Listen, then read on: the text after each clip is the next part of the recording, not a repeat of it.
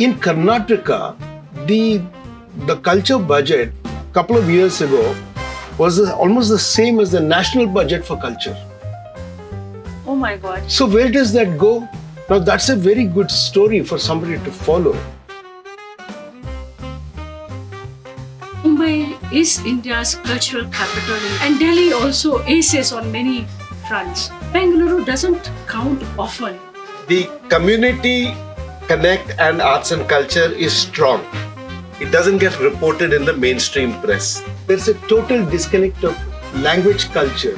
The English language press does not understand it, does not even know it exists. You guys work with the government a lot, so tell us, what does the government think about the urgency of this? I'll get so much hate mail, but I'll tell you, they actually say they're protecting the Kannada language culture, but actually we're protecting a market, not a culture.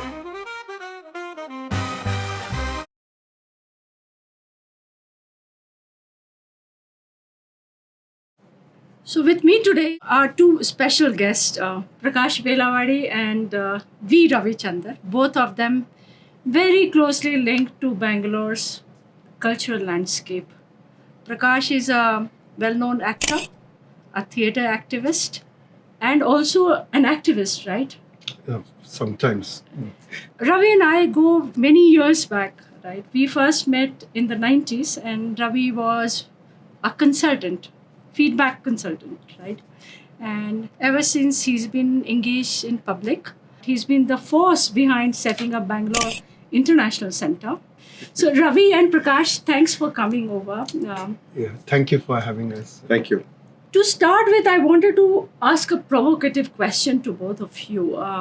I'm just coming back from Mumbai. And Mumbai is India's cultural capital in many ways. And I've lived in Delhi for 35 years. And Delhi also aces on many fronts. Bengaluru doesn't count often if we took a look at national cultural landscape. What do you guys think? You are Bangaloreans for all practical purposes. Where do you think Bangalore is on India's cultural landscape? Prakash, do you want to sort of take that question? I think Bangalore should really not be compared with other cities. I'll give you 2 or 3 reasons for it.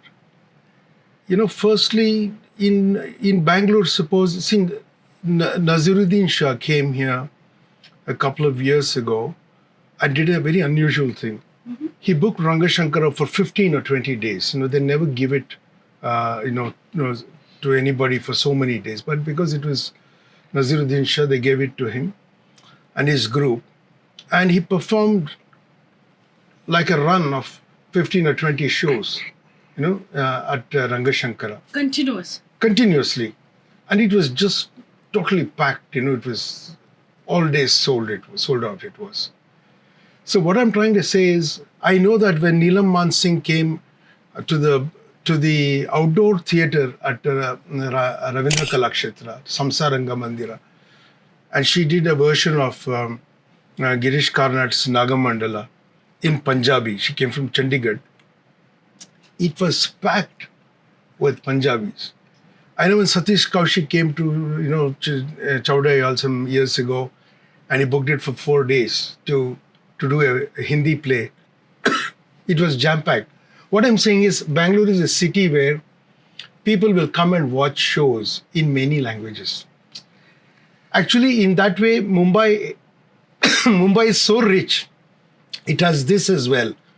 If somebody does a Kannada play, I went and did a show of Parva, 8.5 hours in Kannada at Mumbai, at the University Theatre. It was full. What I'm saying is, every city has, because of its history, characteristics of how a community supports culture.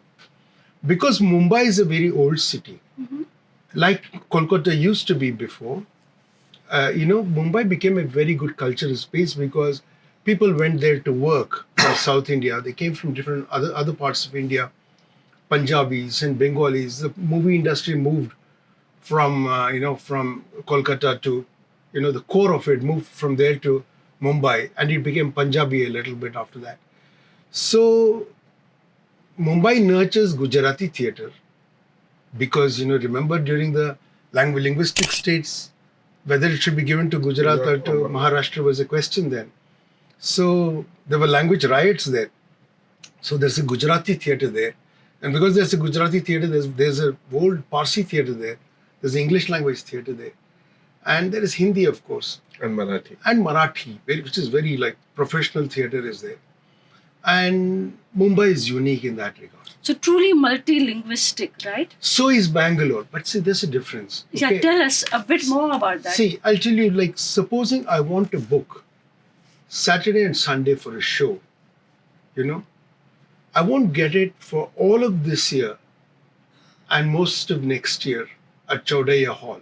I won't get it at BIC also, Saturday, Sunday, for a performance. It'll be difficult to get. Because there are people doing plays and there's an audience for it. It's not a commercial audience that you can get like in Mumbai. They cannot do 800 shows or 1,000 shows like you can do with the Marathi play. But you may do, if I do a play, I will do maybe 20 shows, 25 shows. If it's very successful, maybe 50 shows. But it'll take 3-4 years for me to do 50 shows. If they do a Kannada play, they may take one very successful play. 100 shows, if they have to do, they may take 5 to 10 years. So there is no mass that goes to watch theatre. In Delhi, it is very different.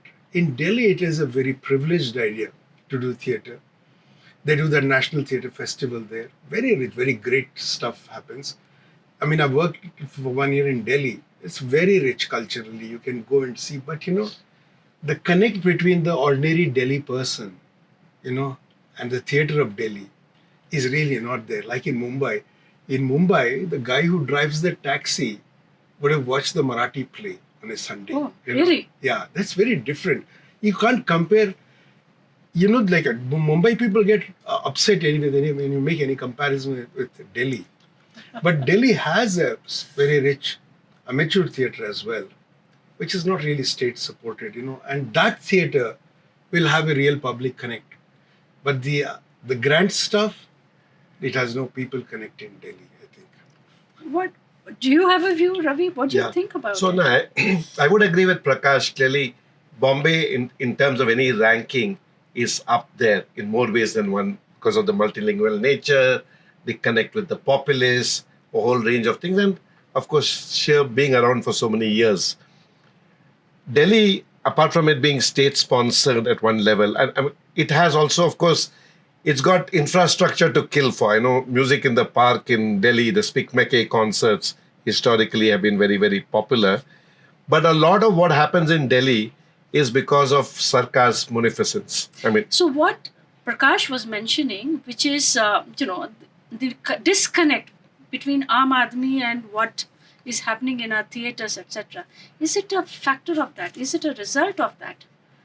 Partly it is there, but specifically coming back to your question about, and Calcutta was historically, this intellectual Badrulok city, it had a certain tradition which is now not there to the same extent as before. Chennai has a rich culture, but I would call it siloed. It's very strong in Carnatic music, but it doesn't have the diversity of events that makes a city truly great in arts and culture, because you really need to have the entire range. It's very good in a few areas. Where I would slot Bangalore is really an emerging metropolis in this context. Okay. Just like we are the startup capital for the city, I would say in arts and culture too, we are in a quasi-startup stage. There has been a certain history. As Prakash was saying, Kannada theatre and all has existed. I remember when I was growing up in Bangalore earlier, the decameral English theatre plays in festival in Chaudhaya was something that we always used to look forward to and go. This is what, 60s, 70s? No. The first decameral theatre festival happened in 79, 80. Oh. And then it ran continuously, but for a couple of years when it didn't happen, till about 93, 94. And this was Kannada? No, it was English theatre. It was English theatre. 7 days, of shows. It used to be done at Ravindra Kalakshetra, and then, Fantastic. They made a lot of fuss at Ravindra Kalakshetra about having English language plays there. And then, we moved it to, I'm saying we because I've been in the Deccanal Festival committee from the time I was in college, I used to So be there. one has memories of Deccan. No, so what happened to the festival? Sorry. It fell off after. It went off. They tried to revive it a couple of 3-4 years ago and didn't work out very well. Then, we did a Asian Age festival in the same kind. They did it for 1 year, then it fizzled out. Then we did a Explosity, festival. It's but this is what I'm saying. See, in our group, we have a group called Center for Film and Drama, 20th year now. So we have a in-house playwright, a brilliant guy called Nilanjan Chowdhury. He's an author and he's featured in your Lit Fest as well. He sometimes does Bengali. He's done a Bengali play in our group, a full house. The thing is, we don't have infrastructure. I'm telling you one thing. In fact, In Bangalore, if you can actually, he's an infrastructure guy. if you give us, say 10 or 15 auditoria, 300 to 400 seater halls, which are equipped with light and reasonable soundproofing, they'll all be full with plays because that is the kind of enthusiasm for theatre groups to perform. And it's very difficult if you have to want to watch a play. To imagine going from here to say Rangashankara. It's asking for 8 hours of your life. So it's just too much. If you give us infrastructure, we are emerging. He's right. We will have, say, 8 or 9 languages running simultaneously in Bangalore for sure. Bangalore is many cities. It's really not one city.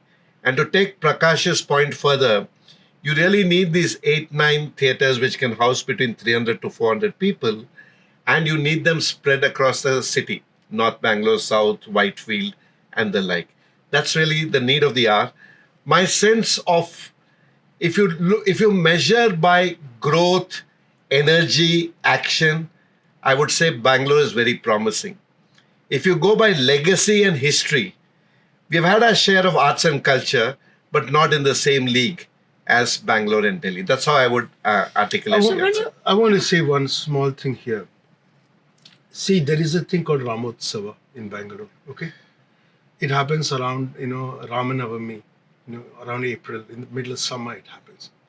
And for 45 days, every day, they do 2 concerts. One for an emerging artist, and one for a seasoned artist. I think it's now in its 80th year or something like that, okay? That Ramotsava has been running for these years, and I think Yesudas has come there without a break for 48 years to perform. And 11,000 people, one day when I was there were 11,000 people listening to a Carnatic concert who had paid tickets. It's not free. It's not like Delhi. 400 rupee tickets, they had paid and they had come to watch, to listen to Yesudas sing. What I'm saying is there's a total disconnect of language culture. The English language press does not understand it, does not even know it exists. And even the new people who've come to Kannada press, they'll know better, but not as much as was known to journalists before. So there is a people connect to culture here that is not very visible to formal media, but it's there. Yeah. Some of these things are happening. It's been happening for years. Some of them is in Kannada. Most of it is in Kannada, right? These are Kannada. These are roots, local. These Kannadiga are, roots, They can do a Yakshagana in Tulu. It'll be full all night. But what I'm saying is because the city has grown so rapidly, and many of us, at least I've come here in this city 3 years back, right? And the English press that you are talking about, like 70%, I'm told, are people from outside of the city, right? And they probably don't understand Kannada. Is there a case for some of these things, which has historically been happening, to reinterpret it in today's language? And the language could be anything, right, culturally, but make it relevant to the current generation. Do you feel the need of it? See, this thing about current generation is the problem. The people who practice, for instance, amateur theatre in Bangalore, 90% of them will be below 30 years of age. young people are very enthusiastic about theatre. They do it all the time. If you try, you do a test and try to get a booking in an auditorium in Bangalore. It's really difficult to get and it's so expensive. Even then, it's very difficult to get because there is so much enthusiasm. The fact that the city, which is a global city, a fast-growing city, and economically very, very robust city, does not have a world-class venue for such performances, I think is something that I guess all of us are waking up So in to. fact, actually, a friend of mine immediately sent me a WhatsApp during that when that Trevor Noah broke. He said it is now reverberating globally that Bangalore is not a sound city. So he punned with the sound not working and the reverberate word. I thought it was quite funny. But you guys work with the government a lot. So tell us, what does the government think about the urgency of this right now? You know, when COVID came in the Strait Times in Singapore, they ran this public quiz survey and said they listed 73 things, 73? items like, Oh. electricity services, then, malls, offices, whatever, train services, things that are services and needs of a city. 73 items they listed. And they said, which is the one that you think is least? Graded them. And, performing arts came 73rd. People in Singapore thought You were heartbroken? no, I was not. See, we must understand, you must understand that people who come to a city like Bangalore, who vote with their feet and come here, giving up their wonderful places, come here, crib and crib and crib, but they'll always buy property here. They'll never go back. Never go back. They come here to earn money. They come for careers. They won't have time for this. It takes some time for a changed, metamorphosed city to settle down. So there's a second and third generation who will say, they will not say I'm from Lucknow. They'll say I'm from Bangalore. On that, Prakash, I differ a little. Bangalore particularly is attracting the kind of talent who have enough disposable income. They are well heeled. They can be in Silicon Valley, they can be in London, they can be in Delhi and Mumbai. I want to differ with you on this. They have chosen to. So I want to differ with you on this on a minor way. Hear me out before you. Yeah. So there are two kinds of people. One is the migrant population coming from the hinterland, right? Rural areas. And the other bit is the urban to urban, high-flying executives and tech, right? So those belong to very different strata of the society. And what they are seeking is very different. But they both exist. In Bangalore particularly. No, what I want to Go differ ahead. with you is this, See, Trevor Noah would be an urban, what you call this, ultra cosmopolitan thing this is. It is, he performs in the city and that city is everywhere in the world. Okay? Right, absolutely. So I'm saying, but when we speak about city culture, we mean cultural production that is in the context of the city by citizens here who feel for this place and it's about us. That is the culture we're talking about. I'm not saying the other one is not required. We will go and see Sting, not an issue. I'm saying what the government should look after is to create the self-expression of a place. And that government does not enable. And when it enables, it really messes it up. See how that, what trouble they gave to Abhishek Poddar. I wrote an article, remember that time, it's just like everyone comes after you because the government does not communicate what it wants to do with any clarity, because the intent may not be clear in the first place, So going back to this, we need all kinds of cultural spaces. And right? it is happening. And it is I'm not happening. negative about it. And, It's I'm very upbeat about the future. Bangalore's place in arts and culture of all kinds. Community, ground up kind of thing. External people coming here and so performing. we need the Trevor Noah kind of thing. We need the local sort of cultural spaces which caters to local culture as well. Article 343 to 351 mandates that only Hindi should be promoted. Only Hindi. Isn't that cassette? It's in the That central kind government. of thing really gets people, riled up, because you don't mean it well at all. You're just nasty. But we fought, and basically we got that thing removed. Somebody said you act in Hindi movies. Why? How are you doing that? There is no logic to this. I'm saying I would do the same thing if I was in Bombay for Marathi, if they ask for it. If you having made the linguistic states, to say the linguistic identity should not be so strong is irrational. It is always going to be there. If anything, it's going to get worse, because what technology will do is that it will enable local languages which were not enabled till now. In the last 20 years, Kannada has risen, and Kannada speaking has become a lot more because of what technology is giving. Bhashini is there, a new app.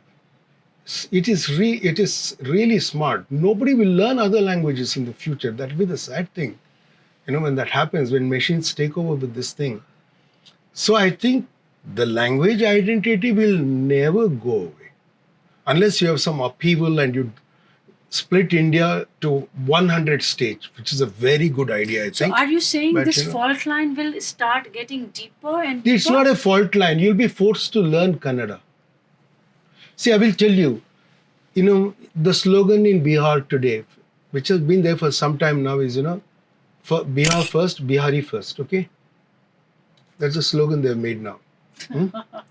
See, Siddaramaiah has been saying from the last 10 years, he's never implemented it. He said 70% of the job should be reserved for Kannadigas, he's saying.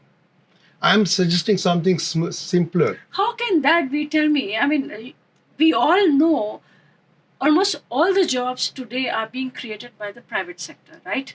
Are you enforcing this for the private sector? Kannada people are very admiring of Tamil people.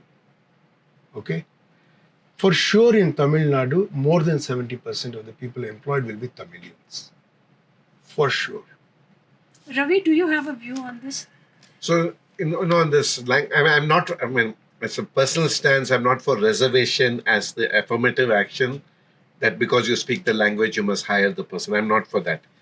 But I definitely have no problems that when you say that when you call a whole set of people, etc., that companies must ensure that in the pool that they're considering, so much should be Kannada speaking or locals. I'm for that. And if they're good enough, it really doesn't matter. But in the pool, you make sure that they're not excluded while you're looking at it. I hope you get the difference. So I'm not in favor of that end saying that so much must speak, but I am in favor at a stage earlier that the pool must make sure that nobody gets left out because of their linguistic or their English is not good enough. I have a contrarian view than vis-a-vis Prakash. Okay, this is on the linguistic identity getting stronger and stronger, right? I mean, if I look at this city right now, and by some estimate, 60 to 70% of the residents are outsiders, right? Who are non-Kannadiga. That is if you include the Andhra, Tamilians, etc. Yes. Correct. Who don't know the language. Or may know the language, but Andhra people will speak. Yeah. Now, increasingly, you will, because of this massive influx of migrant workers, right? And migrants of all kinds. Some people are coming for 6 months, 1 year, 2 years.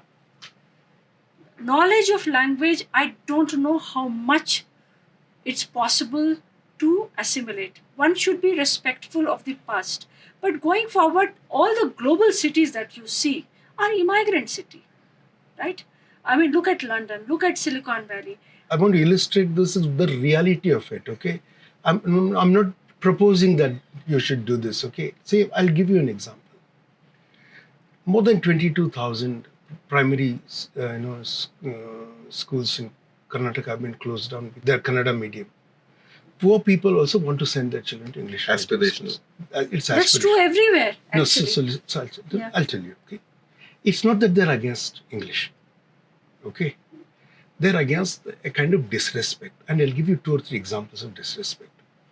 6 or 7 banks which were founded in Karnataka were nationalized, okay?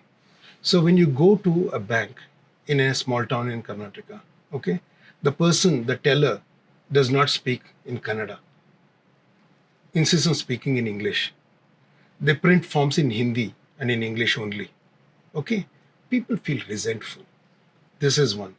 when radio came first, what you call FM radio came to Bangalore first. It catered to what you call, most of them are English. It catered to them. Only English it was. Okay. When Ambani's thing came, whatever it is called, Big FM came, he just made it Kannada. Okay. In 2 weeks, he had 70% of the listenership. In 2 weeks. 70% of the listenership. And today, bulk of the FM channels are Kannada. Because of him. Because he did that, they realized, because he does it by numbers. This is still 6 to 10% only, this English thing, okay? One more example and I'll stop. When Rupert Murdoch came to India, there was Star Plus, those first 3 or 4 we had. And he said, he didn't know what languages are spoken in India. And he saw the numbers. He was completely astonished that we were doing it for a 1 to 1.5 TRP, English. When, the others were doing some huge numbers. He's saying, why are we doing it in English? They said, because we thought, the elite audience will get. He says, I want numbers. Okay. And they made that Hindi, that Star Plus. It just took off. What happened is, then he launched 11 channels and Desi channels came. That is how television grew. And it grew in the Desi languages, the Desi bhashas. The vernaculars. This is the reality of it. There will be more of this, not less. Think about this. It's not what I'm saying. This is what will happen for sure.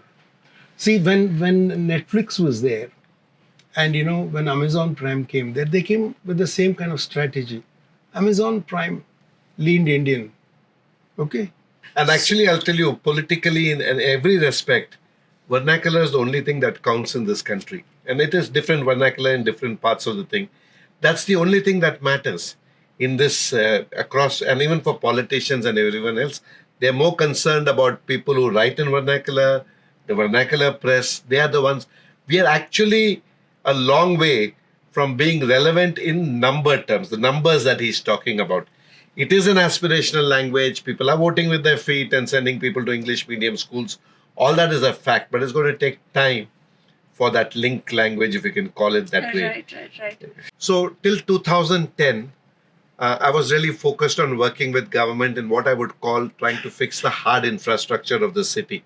All of these were pro bono efforts in terms of it. That's when I realized that, I need to also work on what I call the soft infrastructure, what we are now referring to as the arts and culture discussion that we are having. I said, is there something that I can do in this space where government involvement is a lot less and more things are in your control to make it happen? So the first thing that happened was really the Bangalore Lit Fest and the BIC around this Bangalore International Center. And then we got the land of the Bangalore International Center. I jumped into that particular project. The Bangalore Lit Fest took birth around the 2011-12 period. So things started happening where suddenly I felt there were other areas that I could work with, because I was very clear based on my decadal experience that I wanted to work in a space where the city becomes a better place for all citizens. But you need local leaders, local champions who will take it forward. So I'm not in this command and control that you sit at the top of this thing heap and then. So that's really what my journey has been. Ravi, do you want to sort of unboxing BLR Hubba? December 2023 we launched it. Maybe crisply tell us a bit about what your vision looks like. So unboxing Bangalore Hubba actually really belongs to you and Prashant. It belongs to all of us. All of us now, yes. But you wrote the book, which was a trigger. Yeah. And it had the city of new beginnings, etc. Prashant was always voicing that he wanted to do a festival, Utsava, Hubba, whatever, etc. But the idea really was with Edinburgh Fringe Festival as an inspiration, the Serendipity in Goa, or the Carnatic Music Festival. Can the city get an identity which is beyond the startup innovation capital, one kind of thing, or which is beyond traffic woes and garbage woes, which is another kind of identity, or earlier a pensioner's paradise? Can we also build a certain energy and excitement around arts, culture, crafts as the core? It would also have technology. Basically, essentially, in a festival, showcase all the myriad facets of the city. And that's how it basically. So we just took a shot at it.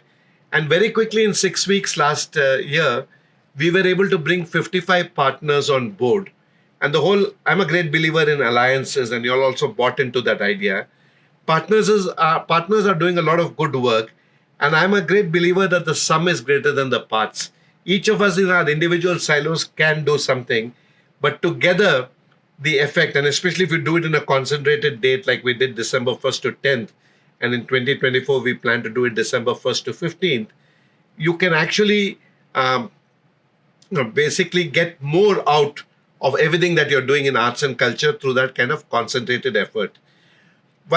So their model was very simply, partners retain their identity, they do what they are good at doing. We identify gaps that are there. For example, there was a gap in Kannada theatre. So we went out and found the Jangama collective, brought them to the table, and they put up 6-7 Kannada plays. We had a gap about music, community level music. We went and did about 35 music gigs in the park, which is something that we did centrally. So it's a nice model where you work with partners in the areas that they are strong in, and they do their thing under their identity, but under the umbrella. And then you look at the gaps, and that you fill through the central effort. And consequently, I think we have a hybrid model that has a lot of legs. The other feature of Unboxing Bangalore Hubba is Bangalore, we got to realize, is many cities.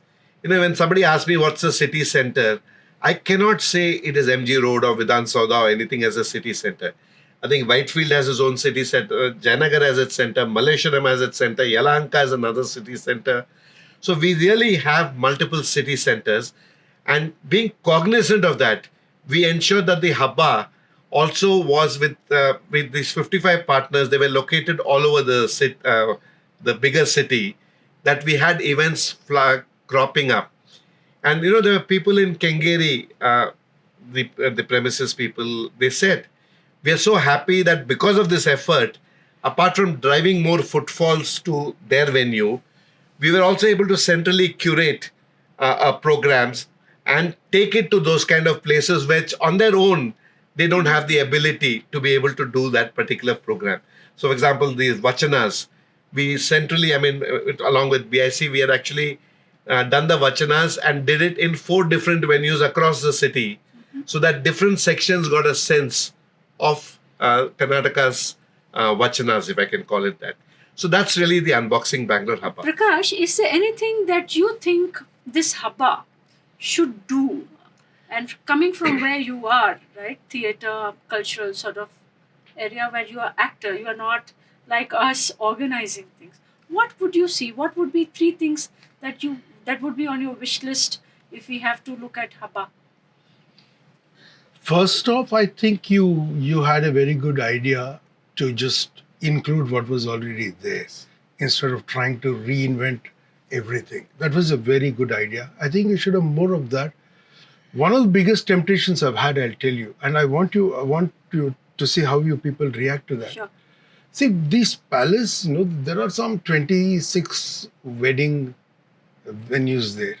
I always feel what a great asset that is, because the wide stages are there, and we can put trusses and create great performance. Is it very expensive? But it is very expensive. That is the challenge. Look, everything is very expensive. But if you do it for 10 days, it's not very expensive. Okay. They look at it, they'll charge a lot of money otherwise. But if it's the wedding season, it'll be very expensive. If it's not the wedding season, it may not be expensive. So I'm saying there is something about creating one big venue where you must have plenty. Totally. I don't think anybody is disagreeing. I wanted us to talk a bit about the evolution of the city, right? You both have been here for decades, born and brought up, 60s. What are 3-4 things that you think has changed about this city as you reflect back? Changes that have been good and changes that have been difficult about the city as a resident. I'll try to be really brief. I'll just say single sentences. It had imagined itself as a small town. It's become a big city.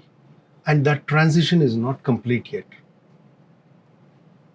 2, rapid expansion meant real estate prices went up, and mistakenly people thought they can sell the house for $1 million or, or several million, whatever.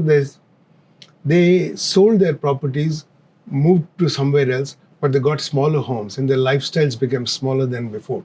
That resentment is there in some families even today. Okay, they got physically displaced from the city because people who wanted to live in the city, bought up these properties very quickly. That displacement, till it gets settled down, use this marketing for spaces to bring people to performances, cultural events, speeches, seminars, whatever seminal thinking, all that will happen when people settle. They're not yet settled because they've been displaced. And the third thing I will say is that this city has accepted change and embraced it. There is no resentment. The city of new beginnings. It has embraced it. They'll be really irritated, well, to that Kannada boards pulling down thing, English boards pulling down or tearing down, what you would call vandalism, for instance. That is, it is some quarter of the political space, talking. The public may not be so interested in it. But my own feeling is that the public is not against it, the Kannada public, because they feel that, why can't you actually put a Kannada name as well there? That is all it is. This accepting, you think this fault line is there, it is actually much smaller than before, in my opinion. Mm-hmm. It's very to include you, instead of I tell the Kannada said this, okay? The problem with you people is that you're refusing to include them, I say. See, you're imagining it from money. They imagine it from cultural confidence. Exactly. You get it? Absolutely. So I'll say you make a Kannada film. You're willing to go to Bangkok to get, work done. You have AI. You have DreamWorks in Bangalore. You have Technicolor in Bangalore. All 13 floors, he's got employees. Mm-hmm. You don't want to go to him. You want to go somewhere else. You don't want to include them in your cultural world. I tell the Kannada film side, theatre people also. Actually, as a Kannadiga, I identify myself as such. I feel I try my best to be talking to everybody, okay? I don't sulk, okay, about this. But I feel like if you can create through this, a space for conversation between tradition and change. And, I would love to be a part of that. Okay. We have to do that. Ravi, your reflections on Bangalore and how the city has changed. See, in reality, it's an overgrown cantonment town. It's way beyond its carrying capacity. It's one of the few large cities in the world which doesn't have a water source river next to it. We have to get it from Kaveri. These are all his. And the pace of growth that has particularly happened, and I would say particularly from about 1990s, post-liberalization 2000, the decadal growth of the order of 48% per decade, which is 4% per year, is about the fastest growth rates for a city of that size anywhere in the world. Absolutely. Now, this would have tested the best of administration and governance systems. We don't have that.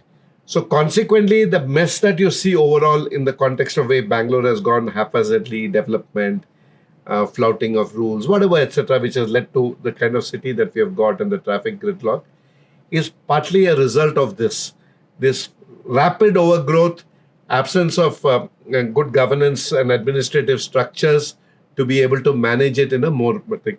So that's one change. That growth with it has brought these infrastructural challenges. The other recent phenomena now is what I would call the entry of the millennials into the workforce and into the space. If I take the most recent Gen trends. Z and Gen Alpha. Yeah, Gen Z, Gen Alpha, whatever gen they're called. And, with millennials, and I'm talking here more about the educated, obviously the middle class plus, and not so much. They've come with a different set of characteristics. In my experience of having dealt with them, and I've worked with quite a few of them, they are highly opinionated. They're very, very different from what our generation was. I call myself as a sandwich generation. We've been sandwiched between our parents and our children. We've actually got hammered on both sides at Yes. one level, if I can call it that. While the younger generation, their whole attitude is loyalty. If you want loyalty, go join the army or some such thing. They will just quit the job on a whim. They will take a break here while studying without a thought.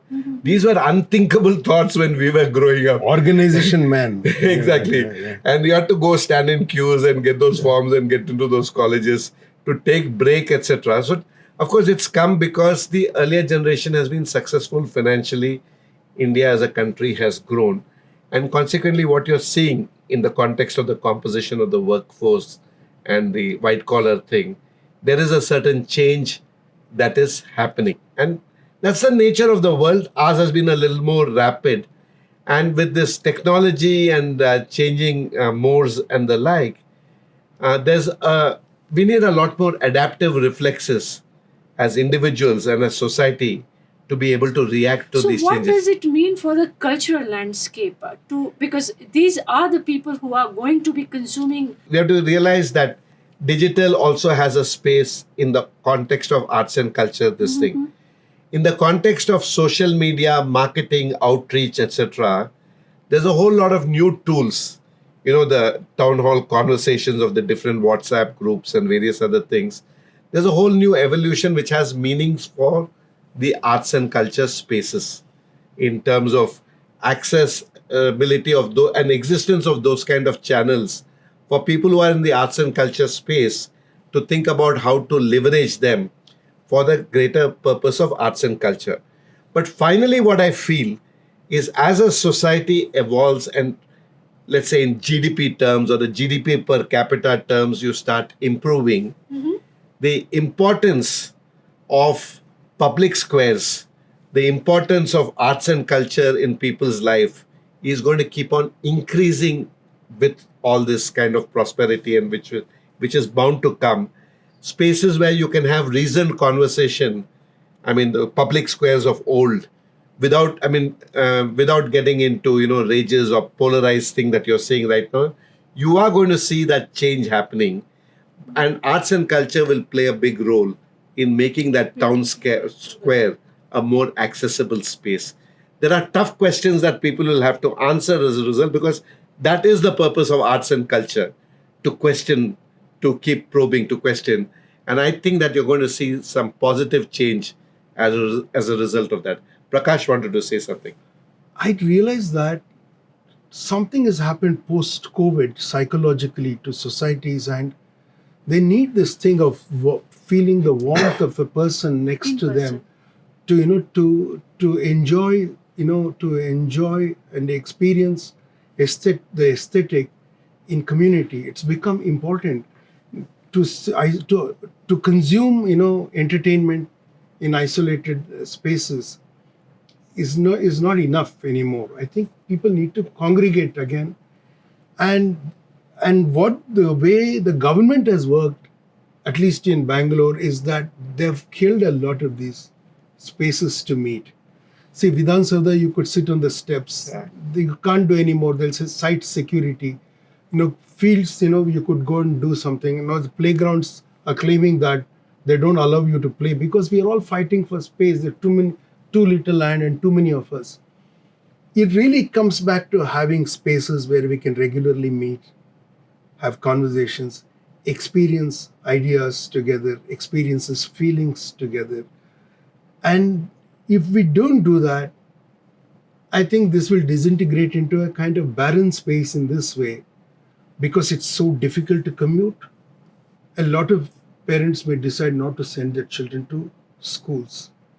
If you have an apartment complex with, say, 200 homes, you may have 5 separate rooms where children can actually go for lessons, and they can get the best teachers to do it for them. It's healthier for them, actually. It's that may happen, because they will meet, but they'll meet their own kind. The children they play with will sit together and they'll go attend to those classes. They won't board a bus together and go to some schools. And people may not go to workspaces like they did before with 3D printing and, and so on. You may actually do customized delivery of services with greater connectivity, making rules for drones to move in the air. This you need to commute. Can go into a very dystopic other side where we'll really. In fact, you're absolutely right. One of the things that I noticed, and I was reporting, and there is a chapter in the book, Young and Single in the City. Yeah. The more you virtualize your life and lifestyle and work and everything, the more you live that life, while you will have many digital friends, right? More and more these people are so lonely in their lives, right? In real life, they really long for these warm bodies sitting next to them, having a conversation, in-person meeting. The need is only going to go higher, going back to what you were mentioning about, restrictions, policies, which are artificially sort of constraining, otherwise which could have been a vibrant sort of cultural spaces. And I'm told the nightlife in the city. And in Bombay, clubs can be open, performances can continue till late in the night. I just wanted to understand what you guys think. See, a city that works changing. through the night, opens to the night, is a safer city. It's a well-known axiom. No, but we got it till 1 o'clock. Till 1 o'clock. So Each of them is a Bangalore was battle. not like this. Yeah, but Till we fought and 2000 got this 1 p.m., 1 a.m. It has happened? Yeah, it is Yeah. there. So it's now Friday, Saturday and Sunday. Why didn't you hang out till night? 1 o'clock. Yeah. But it was a big fight. I mean, it happened. Okay. We had to struggle for it, but yeah. Okay. So now the city can be open till On 1 weekends. on weekend. And non-weekends, 11 p.m. But do you remember pre-2010-8 era when the all-nighters would happen here in the city? Was that a very different and special Very way? different. Yeah, And do you Bangalore think, was very different. It was, what was it like to be young in this city in the where in the you had season, clubs and everything? Please go. Tell during me. the season of when Christmas and New Year's, we would go singing carols. Carol singing I know, also. All and- night, huh? Not Late all into that, the so, night. but till about 10:30 we would do. And then along MG Road, they had this, this, what do you call it, this railing between the footpath and the road. We would sit on that and we would drink beer. Okay. Nobody- This was which era? 70s, 80s? I would say 80s, early 80s. Okay. That's what the city was. And there were discos which would be open till 4 a.m. You could go ride out to the city to dabas. You can drink and eat there. It was fantastic. Politicians got all moral on us.